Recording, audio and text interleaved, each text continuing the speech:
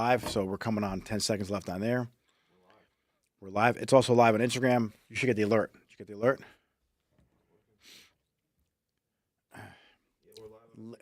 And there's a delay from my live, so I can't even look at this. All right, guys, we are live. We're live on Instagram. We're live on Facebook. We're live on YouTube. Is there a delay, James? There's always a delay for the live? Yeah, there's always a delay. All right, cool. So welcome to the Mirabella Mindset. Today we're chatting about leadership. And one of the biggest issues that salon owners deal with, I'm going to actually close this down because I see myself and I'm delayed over here. And a lot of conversations I get involved with, owners can't find staff members. You can't find the team. What are you doing to separate yourself from every other salon? What are you doing to separate yourself from the suites? What are you doing to make your place the best place to work? And we talked about branding a little bit yesterday. We talked about reputation this morning on my post. What's your salon's reputation? Do you protect that at all costs? Like, are you a salon that grows stylists into being like amazing stylists? Do you have a great education program? Do you support people by giving a high-end commission and maybe giving them the ability to be an independent stylist for your salon? What is it? What's the one thing? What's your it factor? When you think of raving fans, are your salon clients, are they raving fans? Are your salon stylists, are they raving fans? So owners, the mindset I need you to have is the mindset of you have two sets of clients now. You have clients that come get their hair done, and you have clients that are your stylists, are your team. And if you're not treating both of them like clients, you are going to miss the boat. You're going to have unhappy stylists. They're going to leave. They're not going to want to work for you anymore because you're neglecting them. I can't tell you how many owners I talk to, and they don't even do one-on-ones with their team. They have no idea what their team's vision is. They have no idea like what their goals are. They have no idea how to help them set goals. So if you're an owner, you have one purpose. That's to build the team. You build the team and the team builds the business. So many owners are doing hair behind the chair that they don't have any time to build the team. And so everyone talks about time management and how you have to manage your time and manage it. That's not time management. Like, you have time to build a team. The problem is you don't have the energy. You don't manage your energy in order to have enough bandwidth left in your brain to have a conversation because you're so shot out from working with clients all day. It's important that you have a day dedicated just to the team. Then you have a day dedicated just to admin stuff. So instead of managing your time, manage your energy. Where's your energy devoted to that day? Are you spending it all day long crunching numbers, reading data, taking a look at the marketing, taking a look at everything you need to grow the business? And if you have that mindset, if you have that hat on, if you have that analytical mindset on, how are you able to then dive into somebody's goals? And you just can't do it because you have to wear different hats. Your brain only has to think, it can only think in one way. You can't multitask. And a great exercise for this is, if you think you can multitask, I want you to say your ABCs.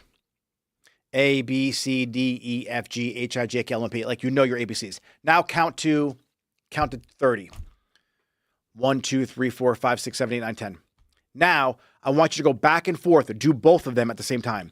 A1, 2B, C3, 4D, 5F. Like, try and do that.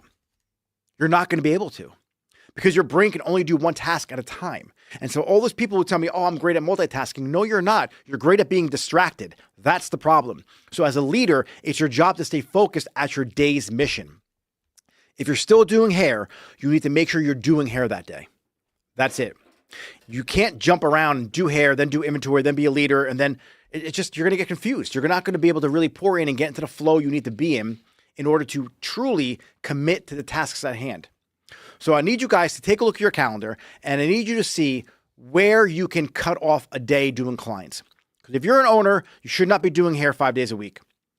You should be doing hair, if at all, 2 days a week, 3 days a week. And a lot of people tell me, well, I won't make money if I don't do hair. Then you don't have a business. You got a job. So if you can't make money out of your salon without doing hair, then you just own your job. You're no different than a person who has a suite. And that's not a dig on people with suites. If you have a one-chair suite, Or if you have a 35 chair salon that you don't make money from all the chairs, unless you're working behind one of them, it's no different. So I need you guys, if you truly want to have a business, to take a look at what's going on in your business. And you can't do that when you're shot out at the end of the day. I know what it's like. I've done both before. I tried to manage a salon, run a salon, be a leader, do the hair, do the e-commerce store, do a foil, run back and forth. And know what happens? Everything turns to shit. Your clients aren't happy because they're not truly focused on the objective, which is getting their hair to look beautiful. Your team's not happy because you don't have enough time to pay attention to them. Your inventory is suffering because you don't have time to take inventory or really truly take a look at the deals coming from the distributors and see what you could take advantage of to save some costs here. Like, you're not giving anything 100%. You're doing everything half-ass. And it just won't work. You're going to be burnt out. You're going to be tired. You're not going to give anything 100%. And that's why your team leaves. They feel like you don't care. How many times do you focus on people doing wrong things in your salon? And when I say wrong things, not living up to the standards you want them to live up to. How many times do you thank a team member for doing the right thing? So many owners focus on the people that are not doing the right thing, and it takes up all of their energy and all of their time, and they're neglecting the team that's doing the right thing. And if you do that, they're going to go away. Instead, the people who aren't doing the right thing, give them structure, give them some guidelines, give them some non-negotiables, pour into them. If they can't live up to the standards you're setting, then the best thing for you to do is let go of them. Send them to another salon, get them out of your salon, and focus on building a core team that has the same vision and the same values that you do, so you get everybody in the same boat rowing in the same direction. Leaders, you have to be a leader. And in order to lead your team, you need to lead them to somewhere. If you don't know what your vision is, you have to get clear on that first. If you don't know what your values are, you have to get clear on that first. If you don't know what your why is, what your mission is, you have to get clear on that first. Once you have clarity on that, then you could do your one-on-ones, and then you could tell your team where your vision fits into their life and how you could fit their vision into it. And if you're following right now on YouTube, make sure you click subscribe to this channel. Same thing with Facebook. Make sure you follow my page on Facebook, but a lot of my content gets posted on Instagram. So if you're following me on Instagram right now and you want to learn more about leadership and how to become the owner who actually has a salon they don't need to be married to, DM me the word grow and I will help you attain that goal. So back to your team. The thing with owners is they don't even know what motivates their team. And that's another question that I get from a lot of people. My team's not motivated. And if you focus on motivation, it's going to last for 2 or 3 days. It's not going to last forever. You have to focus on inspiration. You have to inspire your team. And how do you inspire your team? By showing them what's possible with your results. By you showing up every single day, delivering for your social media. If you're not posting every day and you want them to post every day, you're a hypocrite. If you show up late to your salon, but yet you want them to be early to the salon, you're a hypocrite. How are you showing up? How are you showing up for them? How are you showing up for your own clients? How are you showing up for the business itself? And the way you show up is a direct connection and reflection of how they're going to show up. So people do not rise to the level of their goals, because if they did, everybody would have a six-pack right now. Everybody would be a millionaire. They fall to the level of their systems. If you don't have systems in place, then your standards will never be met in the salon without your presence. You have to make sure that you have systems in place so your standards are always being met. And then they don't need you in the salon anymore. That's a beautiful thing. You have to build your salon like you're going to sell it. If you do that, you don't ever have to sell it because it's going to be a great place to work. So if you build it to sell, you put systems in place so the salon functions without you there. So it's really, really important that you focus on systems that actually work. And the systems that worked 10 years ago don't work today. I talk to people all the time. They're in these programs or doing these things that worked 5 or 10 years ago. They don't work today. The industry, the hair industry, the beauty industry has changed immensely. For all these salons in my area, New Jersey, who have the complaints about suites, yet you still give 40% commission and don't have any place for someone to grow for the what's next in their career, you're going to be lost in this industry. You're going to have no team. Granted, there is a team atmosphere that have hairstylists that want to be W-2 employees, that want to work for somebody. And if that's your focus, then your messaging has to say that. But majority of the people in my area, they want to feel free. They want to feel independent. They want to have their cake and eat it too. And you could create that environment. It could be win-win for everybody. So as owners, are you creating the salon that you wish you had when you were younger, that you wish you had today? And think about that for a second. Like, do you love going to work? I talk to so many owners and they hate their own salon. Then change it. If there's people you don't like who are working for you, then get rid of them. It's your job to protect the culture. It's your job to protect the values of the salon. It's your job to make sure no one's gossiping. And if you can't have the hard conversations, then you have two choices. First choice, hire someone to have them for you. Choice number two, just sell the salon. Don't be an owner, because you might just be better off as an employee or a team member. So owners, if you don't have clarity on your vision, if you don't know what your goals are, how can you support a team? And if you're too busy doing hair and you're too busy behind the chair, how can you pour into your team and build the team so they build the business? You can't. So you deserve everything that you get in life. 100%. If you show up every single day and you pour into your team, they'll pour back into you. If you neglect your team because you're more focused on how much money you can make behind the chair, you still think like an artist and you still think like an employee. You have to think like a leader. If you pour into your team, what you give them in terms of education, what you give them in terms of your leadership skills, how you could build them, it will come back to you. For me, my goal is to have 100 employees. I want 100 employees on my team, all averaging $3,000 a week. That's my goal. If I just have that goal, don't take any action or have no systems, it's just a pipe dream. Right? What are your goals? Like, what are they? Do you have them drafted out? Do you read them every day? Does your team know your goals? They should know where you're going, because that's going to inspire them to do great things. If you have great goals and a big vision, well, then your team's going to want to follow along with you. And it makes them feel like they have a safe home. They have somebody there to protect them. And a lot of owners, you're dropping the ball. You don't get your teams back. You're not there to help build their career. You're not pouring into them when it comes to education. And that's why you're in the position that you're in. That's why you can't fill the chairs. Your reputation isn't amazing. You don't have raving fans, because if you had raving fans, you would have people knocking on your door to come work for you or work with you. So I'm going to lead this right now into the Q&A section. James, are there questions on Instagram? There's a few, but not many. They ask, what if there's renters in their salon?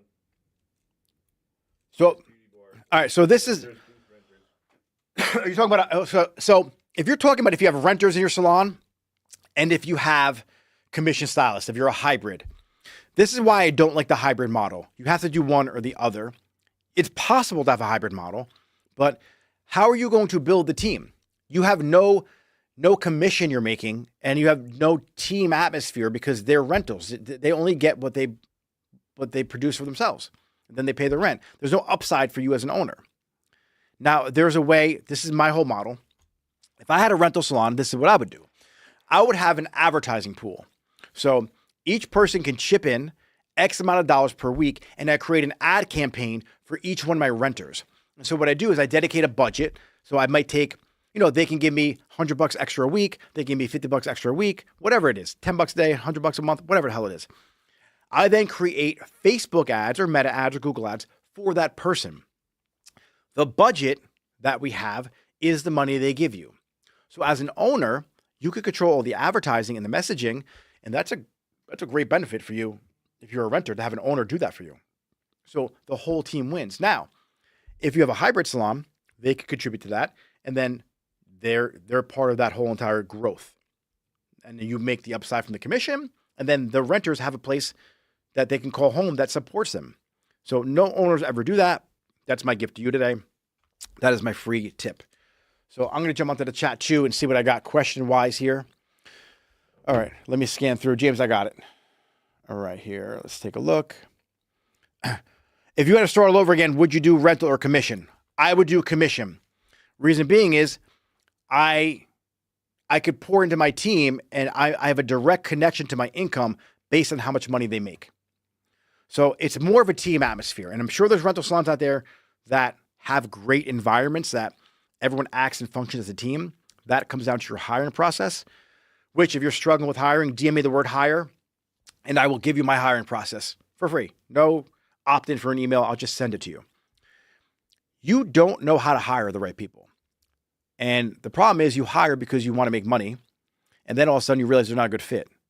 Hire slow. If they don't align with your core values, if they don't align with the same vision, if they're not going to be part of the team, why are you hiring them? Like, be very selective on who you hire. It could ruin the whole entire salon. One person can ruin a whole entire team in a salon. So it's so important that you guys understand, like, hiring is one of the biggest things that you need to master as an owner.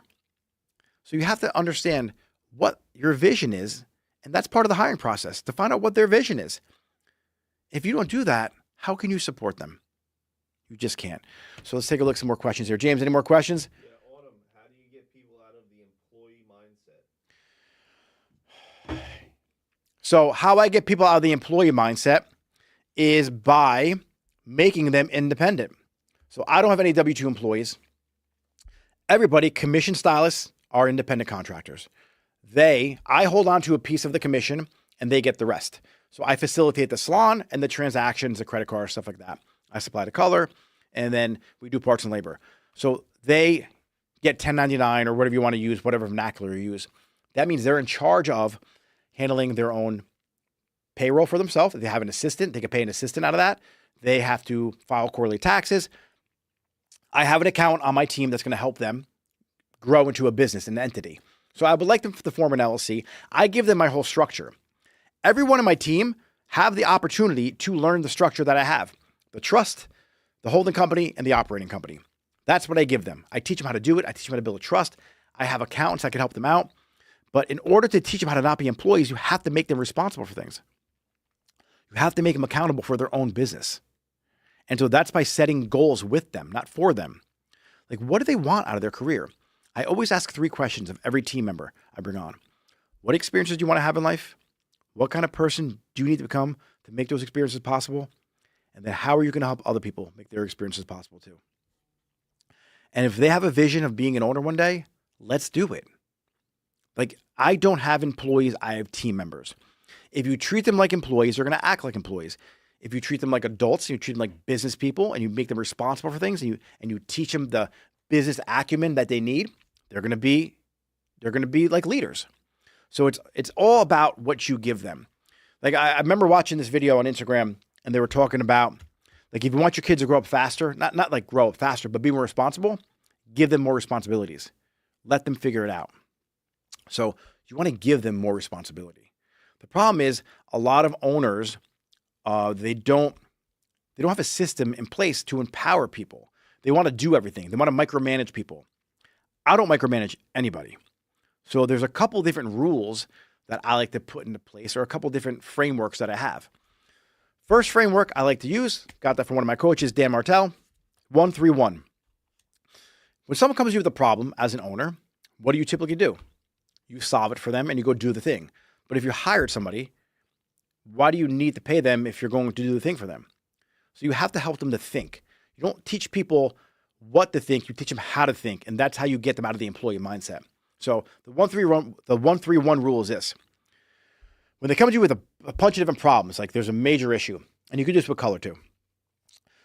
What's the one problem? What's the main problem here we have to fix? Like, if you think of color for you hairstylists out there, all right, what's the one thing we have to fix with their color?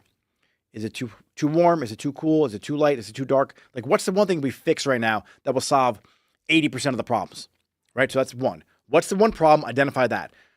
And then what are the 3 solutions to fix that problem? Is it toning her down? Is it low lighting? Is it clarifying shampoo? Like, what is the thing we need to do? Now, when it comes to outside of those issues, what are the 3 things you can do, or possibilities, or possible ways to solve that one problem? And out of those 3, what is the best one? And so when you teach your team to 1-3-1 things, they start thinking for themselves.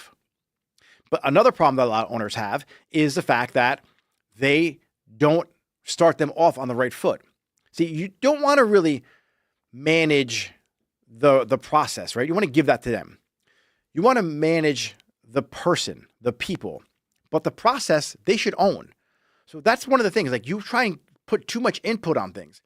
So a good rule for that for people is 10, it's 10, 80, 10. Again, I got this from Dan. So when you sit down with your team member, you take 10% of the conversation. Like you tell them, you introduce them to how you want things done, and you kind of manage the first 10%, then you send them on their way. 80% of it's done by them. The last 10%, you come in to make sure the work was done right. The problem with owners is they tell their team they want this thing done, but there's no process in place. So yes, you want to lead by telling them, do the result. Like, I want this result. If you truly don't care about the process, then you have the person own the process. I want to make an extra $100,000 a year out of the salon. You give that to your manager. If you don't care how it gets done, it's on them. So what's the process for that? You have to unpack that with them later. What did you do? Did you raise prices 20%? That's how you get there. Did you increase retention rate? Well, that's another way to get there. Did you have a pre-booking thing that went on? Well, that's another way to get there, to get more appointments in. So there's ways to do it. If you don't care about the process, just a result, then you have the person own the process. And then they create the playbook that you can use for the next person who has that role. That's what leadership is. Leadership is not micromanaging. Leadership is allowing your team to take responsibility for the actions they're in charge of. If you have 5 team members that help manage your salon or front desk and assistants and all that stuff, and you're micromanaging them, you're wasting your time and wasting your energy. The reason why you bring people on your team is to buy back your time so you could focus on things that drive more business for the salon. And that's what you as owners have to understand. You're too busy behind the chair. You're not busy focused on the business. And that's why your team is going to leave you. James, any more questions in that? Yeah. Bowie and buyers, how do you tell an independent contractor who's interested in renting the chair that they are not the right fit? Tell them why they're not the right fit. Like, some people aren't the right fit. You have to understand why aren't they the right fit? Like, is it the way they dressed? Hey, listen, we have a certain level of standards we'd like to keep in our salon. And unfortunately, like, that's not being met by our initial interview. By you sugarcoating things with people, excuse me, by you sugarcoating things with people, you're hurting them. You're not allowing them to really develop their character into the right person. So what I want you guys to do is stop sugarcoating things. You're not helping anybody. Like, if I got fat and I was overweight and James lied to me and told me that I looked great, how was he helping me? He's not, because he didn't want to hurt my feelings. Well, what happens if I keep getting fat and then I have a heart attack and then I die? That sucks for everyone, my kids, my wife. So by him having the hard conversation with me and telling me that I'm fat, even though it hurts my feelings, and it's my fault. So if a person doesn't live up to a standard you're setting in the salon, let them know what the standards are, how they can build themselves up, and then come back when they meet those standards. That's what I would do.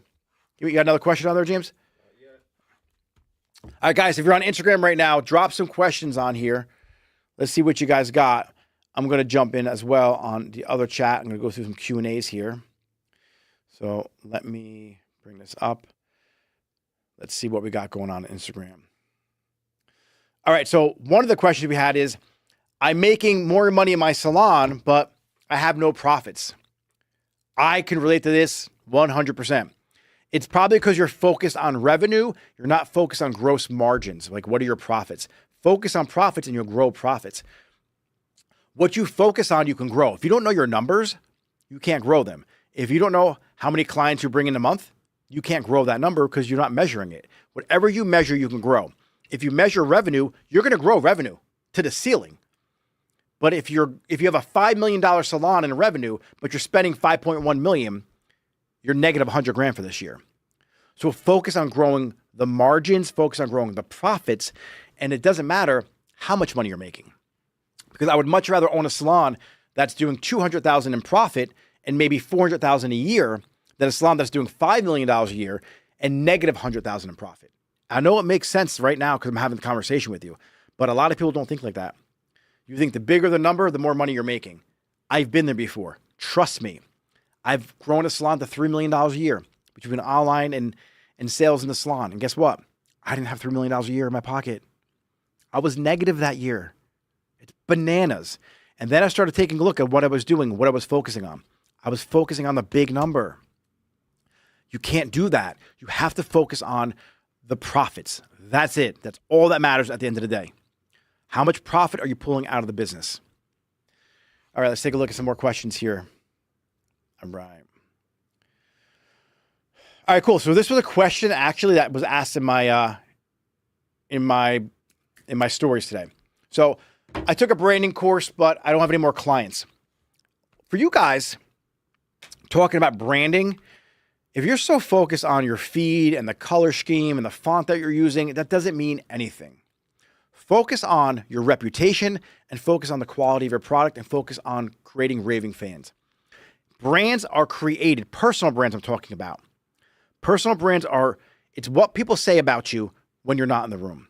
What's your reputation? And I said this in the story. Nobody walks around at a party saying, hey, did you see Jen's website? She has some great font. Love the color fade she did on her checkout page. No one ever says that shit. They talk about how amazing you are as a stylist, the feeling and the energy in your salon. They talk about how great you did that haircut, how their hairstyles now, how you fixed their color.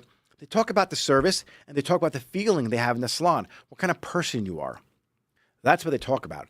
They could care less about the quality of your landing page or your funnel or your website. Like, granted, don't have a shitty website, but focus more on the product. If you focus on the product sells itself. Like, people ask me all the time, I'm not busy behind the chair. I'm doing all the marketing. What's your retention rate? How's your haircut? Is it good? Stop focusing on everything else. If your retention rate sucks, that lets me know that maybe your product sucks or your personality sucks. So fix one of those two. If it's both, fix both. But it's got to be one of them because people aren't coming back for a reason. Either you can't cut hair or you're just annoying to talk to. And I'm sorry, but there's a lot of annoying hairstylists out there. What are you talking about with your client? Are you adding value with your conversation or are you talking about why your boyfriend's a dick and why you broke up with him? Nobody wants to hear that. They want to hear about, they want to talk about themselves, ask questions, be more interested than interesting. Believe me, it goes a long way. All right, guys, so we're going to wrap up the Q&A. If you guys have any more questions, let me know right now. I know there's a little time delay. James, any more questions in the chat? No questions at the moment. All right, cool. I'm going to see. And you're on Instagram, James? You see me on the live? I see everything. All right, cool. And everything looks good on there? Yep. All right, guys, so we went live today on my camera. So is it better quality? It looks awesome. Yeah? Sounds great too. Yeah. All right, beautiful. All right, guys, so we're going live, I guess, now on the big Sony camera here.